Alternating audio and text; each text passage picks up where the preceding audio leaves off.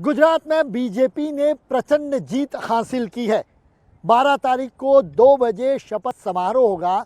कल यहाँ पर विधायक दल की बैठक बुलाई जा रही है। 2 बजे विधायक दल की बैठक में जो फैसला होगा उसके बाद गवर्नर से समय मांगा गया है और भूपेंद्र पटेल अगले मुख्यमंत्री के तौर पर शपथ लेंगे। क्योंकि जिस तरीके से लैंडस्लाइड विक्ट्री बीजेपी ने हासिल की है उसके लिए सीआर पाटिल की मेहनत है, तो वहीं बीजेपी में ही एक और चेहरे को जिसको प्रयोजक किया गया पीएम मोदी द्वारा, वो नाम भूपेंद्र पटेल। और भूपेंद्र पटेल भी अपने विधानसभा में लगभग 2 लाख यानी 1,93,000 जितने वोटों से जीत हासिल की, ये अपने आप में एक विक्रम है। तो जहां 156 सीटों के साथ एक नए विक्रम को बनाया गया है, वहीं जो मुख्यमंत्री हैं वो भी एक नए कीर्तिमान को स्थापित करते हैं। अब क्या होगा, किस तरीके का होगा भूपेंद्र पटेल का नया मंत्रिमंडल? क्या नए मंत्रिमंडल में नए प्रयोग किए जाएंगे? क्योंकि आपके पास आंकड़ा बहुत है, 156 से ज़्यादा विधायक जब आपके पास है तो ऐसे में आप नए प्रयोग कर सकते हैं। और पीएम मोदी का हमेशा के लिए ये रहा है कि गुजरात में कुछ नए प्रयोग किए जाए। पिछले साल हमने जिस तरीके से देखा था, पूरी सरकार बदल दी थी और उसके बाद नए लोगों को बिठाया गया, पूरी एंटी इनकम्बेंसी को हटा दिया गया और फिर जब चुनाव के मैदान में उतारा गया तो 156 का जो आंकड़ा है वो हमें देखने को मिला। अब ये नया मंत्रिमंडल कैसा होगा, मंत्रिमंडल में कौन चेहरे होंगे, बेहद इसके लिए जो सोशल इंजीनियरिंग होती है वो काफ़ी मायने रखती है। किस तरीके का मंत्रिमंडल होगा हम आपको आज बताने जा रहे हैं। मेरे साथ मेरे सहयोगी हैं न्यूज़ 18 गुजराती के मयूर माकड़िया, जो राजनीति को बेहद नज़दीक से पिछले 1 दशक से देखते हैं। और मेरे साथ साथ गुजरात में कहे कि बीजेपी की जो बीट है उसको भी वो नज़दीक से देखते हैं। मयूर, किस तरीके का हो सकता है इस बार का, चूँकि 156 का आंकड़ा जब आपको मिलता है तो नए प्रयोग करने की आपको इच्छा होती है। और गुजरात में चूँकि होम टर्फ है अमित भाई का और पीएम मोदी का, तो क्या हो सकता है इस बार कुछ नए चेहरों को नए एलिमेंट के साथ इनको जोड़ा जाए? क्या इस पर आप मानता है? जनक, देखिए, जब भूपेंद्र पटेल को बतौर चीफ मिनिस्टर बिठाया गया जी, तो किसी को पता नहीं था कि भूपेंद्र पटेल को चीफ मिनिस्टर बना रहे और पूरी सरकार बदल रहे हैं। देश में शायद पहली ऐसी गवर्नमेंट होगी और भाजपा पहला ऐसा पक्ष होगा कि जिसने पूरी अपनी सरकार है उसके सारे मंत्रियों को इस्तीफा दिलवाया और नया पूरा मंत्रिमंडल आया। तो इस बार भी सरप्राइज मिलेगी ही, क्योंकि अगर देखा जाए तो नए चेहरे काफ़ी आए हैं। लेकिन पिछली बार 1.5 साल में भूपेंद्र पटेल सरकार में जो भी मंत्री नए आए थे तो उसमें सरकार चलाने की भी थोड़ी दिक्कत आई थी। बिल्कुल। और दिल्ली से इंटरफियर होना पड़ता था। तो इस बार ऐसा हो सकता है कि नए जोश के साथ पुराने होश वाले चेहरे, यानी पुराने रेस के जो चेहरे हैं, रमन भाई हो रहा है तो वो मंत्रिमंडल में हो सकते हैं। 22 साल वो मिनिस्ट्री में रहे, उनके पास वो नरेंद्र मोदी सरकार जब गुजरात में थी तब भी वो मिनिस्टर रहे थे, आनंदीबेन पटेल की सरकार थी तब भी वो मिनिस्टर रहे थे, बीजेपी रूपानी के साथ भी उन्होंने काम किया, तो उनको फिर से चांस मिल सकता है। बिल्कुल, कि ये उत्तर गुजरात से। अब हम आपको क्लासिफाइड करके दिखाएंगे कि दरअसल जो एरिया है, खासतौर पर जोन वाइज अगर हम कहें, उन जोन को हम देख लेते हैं कि एक उत्तर जोन को समझें, फिर दक्षिण, फिर मध्य, सौराष्ट्र और कच्छ को एक मिलाएंगे। तो कौन कौन, ये पहला नाम हम आपको बता रहे हैं कि जो सीनियरिटी के आधार पर होगा वो रमन वोरा होगा। हम क्यों ये चर्चा कर रहे हैं, कुछ तस्वीरें दिखा देते हैं, कैमरामैन अनूप आपको दिखाएंगे। जो आप देख सकते हैं यहाँ पर ये हेलीपैड ग्राउंड है और शपथ समारोह की तैयारियां यहाँ पर देखी जा सकती है।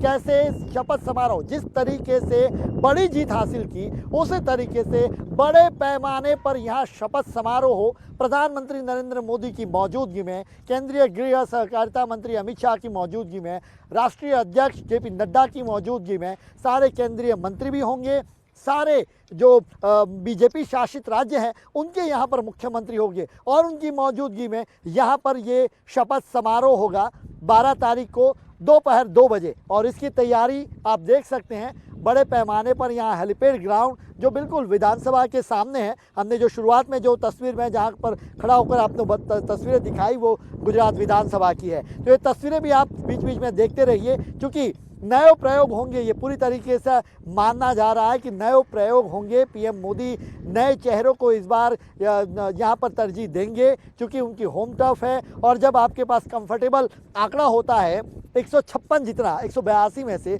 तब आप सारे प्रयोग करने के लिए तैयार होते हैं। ऐसे में पहला नाम हो सकता है उत्तर गुजरात से, जो ईडर से विधायक के तौर पर और बहुत सीनियर मंत्री जो रहे हैं, वो रमन वोरा हो सकते हैं। और मेरा यह आकलन है कि रमन वोरा को फिर बाद में विधानसभा का अध्यक्ष बनाया जा सकता है, उनकी सीनियरिटी को देखते हुए, क्योंकि इससे पहले भी वो एक बार अध्यक्ष रह चुके हैं। उसके बाद अब हम पटेल फैक्टर को समझें। पटेल फैक्टर में कड़वा पटेल, यहाँ पे हमें समझना होगा उत्तर रीजन में कड़वा पटेल रहते हैं, लेवा भी रहते हैं, लेकिन उनकी जो आबादी है वो कम है, इतनी मेजॉरिटी नहीं है। तो कड़वा और लेवा दो बड़े फैक्टर। वैसे तो पटेल में बहुत सारे नीचे अगर आप देखे जाए तो अलग अलग सबकास्ट जैसे होते हैं, लेकिन दो जो देखा जाए तो पहले कड़वा। तो कड़वा जब आपके पास मुख्यमंत्री होगा तो और कौन हो सकता है कड़वा में उनके साथ? देखिए जनक, कड़वा में मुख्यमंत्री खुद कड़वा पाटीदार समाज से आते हैं, तो फिर दो और चेहरे कड़वा में आएंगे। उसमें ऋषिकेश पटेल जी, जो बतौर स्वास्थ्य मंत्री भूपेंद्र पटेल के साथ उन्होंने काम किया, उनका नाम तय माना जा रहा है। दूसरा, सौराष्ट्र में से कड़वा पाटिल को चांस दिया जा सकता है। उसमें दो चेहरे हैं जी, कांति अमृतिया, बिल्कुल मोरबी के ये बनता भी है। कांति अमृतिया की जो मयूर ने बात की इसलिए भी, क्योंकि मोरबी की सीट इस बार बेहद, चूँकि मैं और मयूर भी कई बार इस बात में चर्चा कर रहे थे। मयूर जब गए वहाँ पर मोरबी में, और जब ये मोरबी दुर्घटना हुई इस वक्त का हमने जो वहाँ मंजर देखा था, अगर ब्रजेश मेहरजा को रिपीट किया गया होता तो ये सीट नहीं जीती जाती। लेकिन कांति अमृतिया, चूँकि आपने उनको नदी में कूदते लोगों को बचाते हुए देखा था, एक दुर्घटना थी लेकिन लोगों ने प्यार दिया। 60,000 की वो लीड से जीते हैं कांति अमृतिया। ऐसे में इतनी टफ सीट पर से जीतना, ऐसे में कांति अमृतिया की भी एंट्री हो सकती है। ये एक बहुत, चूँकि वो कड़वा से भी बिलोंग करते हैं। दूसरा भी एक चेहरा, कि हालांकि MOS वो हो सकते हैं कैंडिडेट, अगर न भी मिले उनको तो एक दूसरा चेहरा वो भी हो सकता है। जी मैं दूसरा चेहरा अगर बात करें तो संजय कोरड़िया जूनागढ़ से जीत के आ रहे हैं और भिखाबाई को हराया। हाँ, और कांग्रेस के भिखाबाई को उन्होंने हराया। भिखा जोशी, बड़ा नाम, और उनको हराना एक टेढ़ी खीर साबित हो सकता था। और इन्होंने मुकाबला किया। हालांकि इस बार की जो जीत रही उसमें सारे फैक्टर ध्वस्त हो गए थे, सच्ची बताए तो। ऐसे में सब बह गए। पीएम मोदी के नाम पर जो सुनामी चली उसमें सारे बह गए, उसमें भिखा जोशी भी बह गए। और भिखा जोशी जब हारे तो उसके सामने कोरडिया आई, तो उनका नाम भी इसलिए चर्चा में हो रहा है। और इसलिए भी उसका नाम चर्चा में है क्योंकि हर एक जिले का प्रतिनिधित्व हमें देखने को मिलेगा, सरकार में देखने को मिलेगा। और जूनागढ़ ऐसा डिस्ट्रिक्ट है कि वहाँ आम आदमी पार्टी का भी खाता खुला है। जो विजय रूपाणी सरकार में सीनियर कैबिनेट मिनिस्टर रहे, वो भी हारे हैं। ये तस्वीरें भी देखें साथ में। तो वो भाजपा के लिए ये जो जिला है, क्योंकि 2017 में यहाँ एक ही सीट मिली थी। उसके बाद अगर 22 की बात करें तो बम्पर जीत मिली, लेकिन ये वाला नासूर बन गया है जूनागढ़। क्योंकि जूनागढ़ में 2 सीट आ रहे हैं। एक में हर्षद रिबड़िया, किसान का नेता माना जाता था, बड़ा चेहरा था, वो भी हारा आम आदमी पार्टी के सामने। आम आदमी पार्टी के सामने हार गया। और दूसरा जवाहर चावड़ा, जो आहिर कम्युनिटी से बिलोंग करते थे और आहिर कम्युनिटी का बड़ा चेहरा माना जाता था, वो भी वो हार गए। तो इस जिले में से प्रतिनिधित्व मिल सकता है। ओके, तो ये हमने कड़वा पाटीदार फैक्टर को भी देखा। अब चूंकि ओबीसी मायने रखता है, ओबीसी में इस बार अगर किसी ने बड़ी जीत हासिल की है तो आपको 2 चेहरे याद रखने होंगे। बनासकांठा से शंकर चौधरी, उनकी सीट बदलनी पड़ी, वाव से उनको हटना पड़ा, उसके बाद उनको टिकट दिया गया थराद में। और थराद में लगभग 27,000 वोटों से वो गुलाब राजपूत के सामने जीते हैं। और दूसरा एक चेहरा जो आंदोलन से वो खड़ा हुआ, वो भी अल्पेश ठाकुर। अल्पेश ठाकुर के लिए अच्छी एक स्पेस की बात इसलिए है क्योंकि जो दिलीप ठाकुर एक चेहरा था वो चाणस माँ से बुरी तरीके से हार गए। दिलीप भाई मंत्री भी रहे हैं कई पुरानी सरकारों में, तो वो उनको घर बैठना पड़ा। ऐसे में इनकी किस्मत चमकी। तो क्या अल्पेश की किस्मत चमक सकती है शंकर चौधरी के साथ? जी बिल्कुल, शंकर चौधरी काफ़ी बड़ा चेहरा है ओबीसी कम्युनिटी का। उत्तर गुजरात में पार्टी को रिप्रेजेंट भी कर रहे हैं,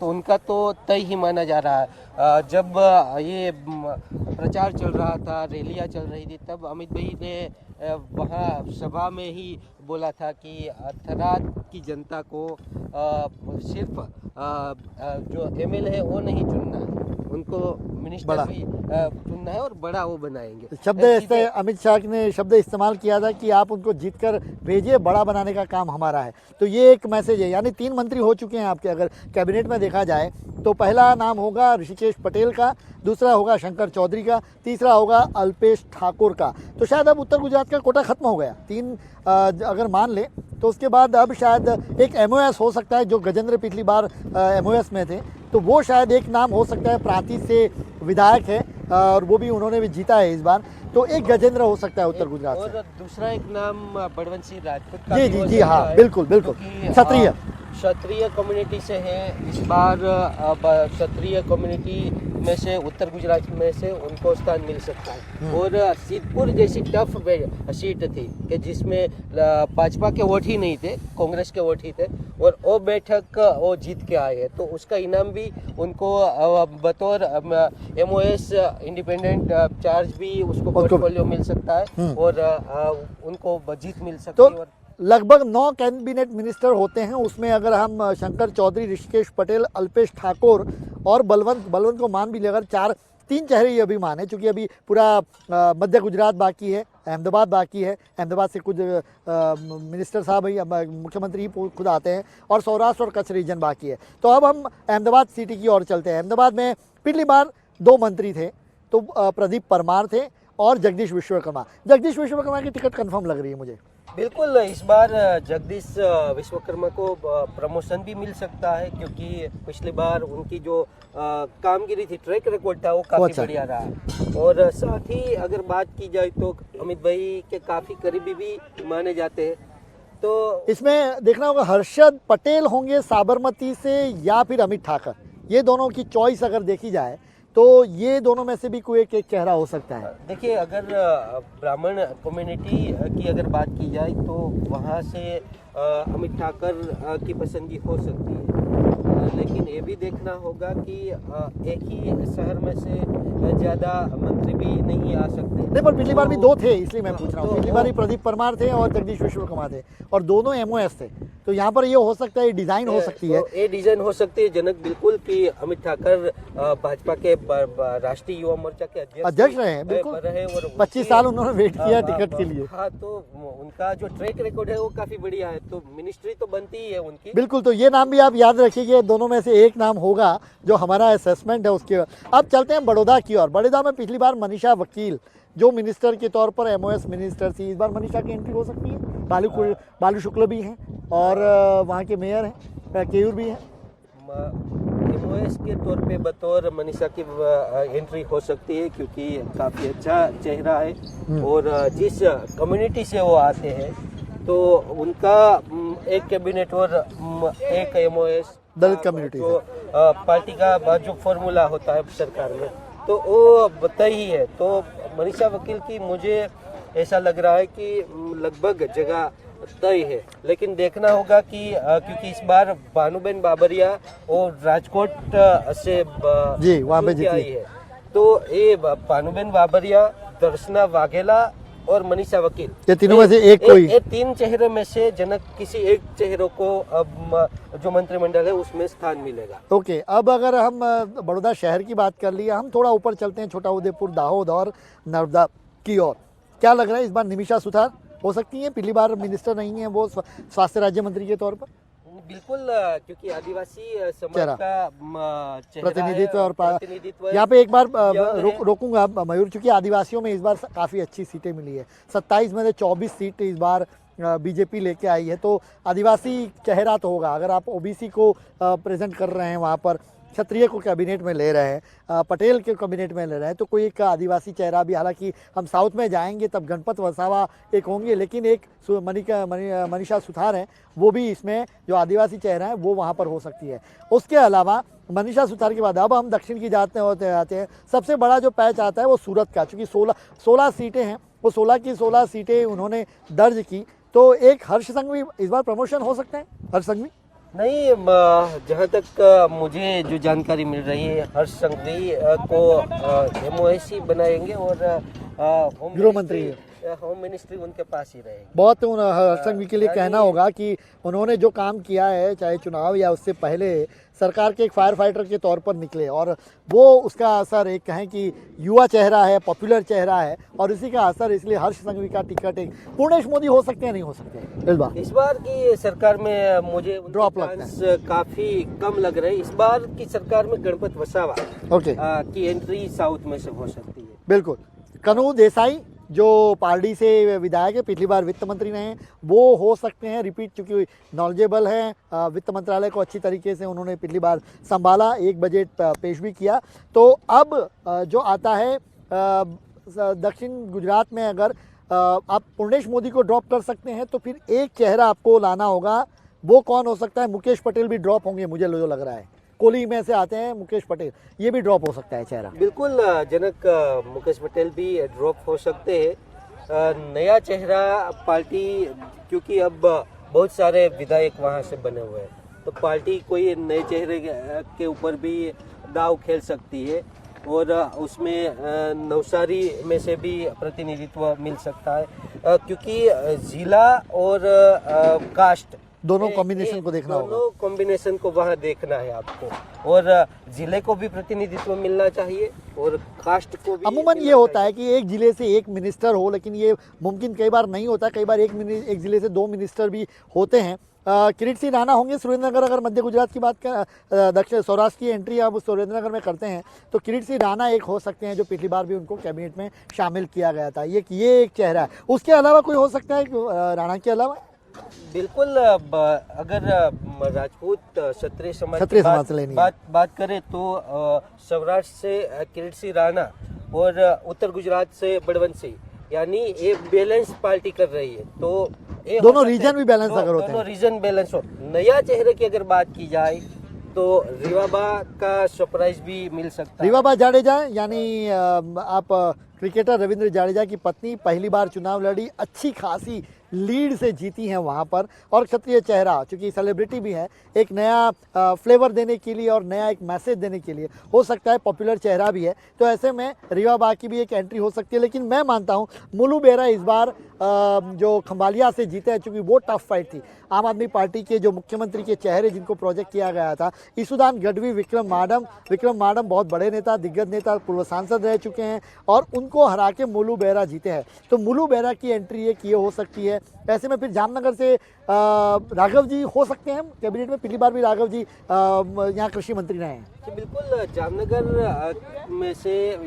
ग्रामीण में से राघव जी चुन के आते हैं। तो वो जो लेवा पाटीदार कम्युनिटी से वो है, तो सौराष्ट्र में से पार्टी एक लेवा पाटीदार को मिनिस्टर, जो जामनगर और राजकोट का रीजन है, वहाँ से एक लेवा पाटीदार, तो उनके चांसेस काफ़ी ज़्यादा है। लेकिन मुड़ू बेरा अगर एंट्री होती है, क्योंकि आहिर कम्युनिटी से, ओबीसी से वो चेहरा है, बड़ी जीत उन्होंने भी दर्ज कराई है। विक्रम माडम को हराना काफ़ी टफ था, ईसुदान को हराना काफ़ी टफ था, तो उनका इनाम मुड़ू बेरा को मिल सकता है। और आहिर कम्युनिटी को रिप्रेजेंट करने के लिए मुड़ू बेरा का जो नाम है वो लगभग तय माना जा रहा है, क्योंकि पिछली सरकार में वो एक बार मिनिस्टर भी रह चुके हैं, पुराने विधायक है, पार्टी के पुराने लीडर भी है जी, तो इसलिए उनका नाम। अरविंद नैयाणी पिछली बार मंत्री थे, लेकिन उनको ड्रॉप किया गया, टिकट नहीं दिया है। अरविंद नैयाणी की जगह राजकोट से कोई होना चाहिए।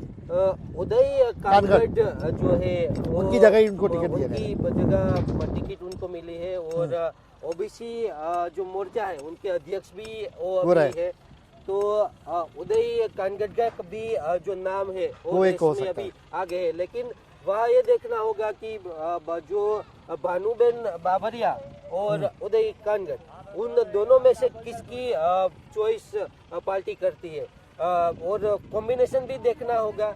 और इस शहर में से एक मिनिस्टर तो देना ही जी। है, तो पार्टी किसकी पसंदगी कर रही है वो भी देखना होगा। बिल्कुल, तो यानी आप अहमदाबाद से आपने देख लिया, सूरत, राजकोट और बड़ौदा, ये सब जगह से चेहरे आ गए। रीजन अगर बैलेंस की जाए, जामनगर की बात कर ली, पोरबंदर में कुछ इस बार निकला नहीं, और वैसे ही पोरबंदर उनको कभी हमेशा बाबू बोखरिया एक ज़माने में होते, लेकिन वो भी अब हार गए। पोरबंदर से कुछ निकले नहीं। जूनागढ़ एक ज़िला रहता है जहाँ से क्या लगता है, जवाहर भी हार गए, अब जवाहर का भी वहाँ पर नहीं रहा, तो जवाहर विजय रूपाणी की सरकार में वो मंत्री रहे और पिछली बार उनको ड्रॉप किया गया था। तो कौन हो सकता है, जवाहर तो वैसे भी हारे हैं, तो वहाँ से जवाहर आ रहे हैं, ठीक है। संजय कोरोड़िया जीते तो संजय कोरोड़िया जो आप बात कर रहे थे, और मांगरोळ से करगठिया करके जीते, हाँ। कोली समाज से आते, तो उनका भी चांसेस लग रहा है। अब देखना ये होगा कि वहाँ किसको पसंद कर रहे हैं। और जो भूपेंद्र पटेल सरकार में बतौर MOS मिनिस्टर देवाभाई मालम, वो हाँ, तो उनको इस बार ड्रॉप कर रहे हैं, उनको मिनिस्ट्री नहीं दे रहे। तो देवा मालम ड्रॉप होंगे तो फिर आपको कोई एक और चेहरा वहाँ पर से ढूंढना होगा देवा मालम की जगह पर। तो मालम का कोई ऑप्शन अच्छा, ये एक देखने वाली बात होगी। फिलहाल तो किसी और को भी रखा जा सकता है, क्योंकि जब आपके पास मैंने कहा कि 156 जितनी सीटें हैं तो सारे एक्सपेरिमेंट होते हैं, और हम भी ये उन एक्सपेरिमेंट वालों की डिज़ाइन हम समझना चाहते हैं, और हमारे पास जो इनपुट है वो बिल्कुल उसी तरीके से इशारा कर रहे हैं। कुंवर जी बावड़िया होंगे या नहीं, क्योंकि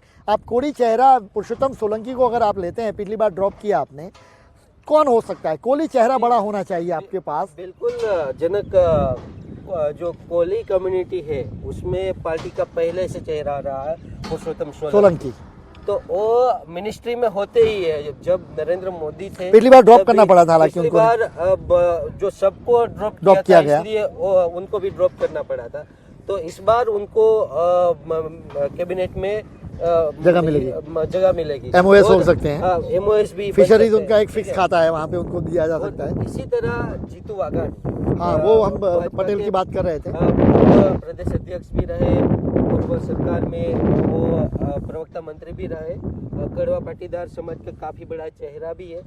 तो उनका नाम तय माना जा रहा है कि जीतू वाघानी शायद उनको नंबर 2 या नंबर 3 की पोजीशन भी मिल। जयेश होंगे या नहीं? जयेश विठल रादड़िया के बेटे और जेतपुर से जीतते हैं, इस बार भी काफ़ी अच्छे मार्जिन से जीते हैं। जयेश का मुझे लग रहा है इस बार ड्रॉप हो सकते हैं, पर युवा चेहरा है, पटेलों में पॉपुलर भी है, और पटेल कास्ट कॉम्बिनेशन को अगर सेट करना है तो जयेश भी हो सकते हैं। तो आप अगर कैबिनेट हम आपको दिखा दें, दोबारा समझा दें, तो पहला नाम कन्नू देसाई का हो सकता है सीनियोरिटी पे, दूसरा नाम ऋषिकेश पटेल का हो सकता है, चूँकि कन्नू देसाई ब्राह्मण आ गया चेहरा, उसके साथ दूसरा नाम हो सकता है आपका ऋषिकेश पटेल, जो पटेल में OBC से 2 चेहरे, अल्पेश और शंकर चौधरी। उसके साथ फिर कैबिनेट मंत्री के तौर पे अगर कोई आए तो वहाँ पर पटेल और लेउआ पटेल की फैक्टर पे जीतू वाघानी, और कोई चेहरा जो आता है किरीट सिंह राणा जो क्षत्रिय से आएंगे, और एक चेहरा आएगा जो जामनगर से खंबालिया से मुलू बेरा। तो ये 7-8 जो नाम हुए वो 9 मिनिस्टर होते हैं कैबिनेट में। तो ये कैबिनेट की हमने आपको एक पूरी डिज़ाइन बताई, और उसके बाद MOS में अब फिर आप अलग अलग रीजन से जोड़ लीजिए और कास्ट कॉम्बिनेशन को मिला लीजिए, तो वो नाम भी हमने सारे गिना दिए। पर और भी एक एक्सपेरिमेंट कुछ नए करने का जो संदेश एक दिया जा रहा है कि कास्ट और जो भी ज़्यादा लीड से, चूँकि हम आपको बताएं 1 लाख लीड से जीतने वाले इस बार 10 उम्मीदवार हैं, और जहां 50,000 से ज़्यादा जो लोग जीते हैं, ऐसे लगभग 40 के ज़्यादा है, और 5,000 से 50,000 वाले हैं वो 24 के जितने हैं। तो लैंडस्लाइड विक्ट्री है। ऐसे में फिर अब आपके पास ऑप्शन बहुत हैं, तो ऑप्शन तराशने में, नए प्रयोग करने में नए लोग भी होंगे, युवा चेहरे होंगे ज़्यादातर। सभी आपने जो नाम दिया है उसमें आप देखिए ज़्यादातर युवा चेहरे, और पहली बार चुनाव लड़के आए या 2 बार भी जीते हैं, पुराने हैं, लेकिन युवा हैं, ऐसे में उनको नया एक्सपेरिमेंट किया जा सकता है। इस तरीके की हो सकती है भूपेंद्र पटेल सरकार की कैबिनेट, जिसमें नए चेहरों को और अहमियत दी जाएगी, और अच्छी तरीके से डिलीवर करना होगा। आम आदमी पार्टी इस बार 13% से ज़्यादा वोट ले गई है। 2027 में चुनाव में एक कड़े विपक्ष के तौर पे वो आपको चुनौती दे सकती है, ऐसा संगठन को फिलहाल लग रहा है। और इसी के चलते सरकार, चूँकि सरकार के काम पर संगठन चुनाव लड़ता है तो अल्टीमेट सरकार के कामों को ही गिनाया जाता है। तो उस सरकार को डिलीवरी सिस्टम अपनी मजबूत करनी होगी और नए चेहरों के साथ जब मैदान में होगी 12 तारीख को 2 बजे इसी ग्राउंड पर यहाँ भूपेंद्र पटेल शपथ लेंगे अपने मंत्रियों के साथ।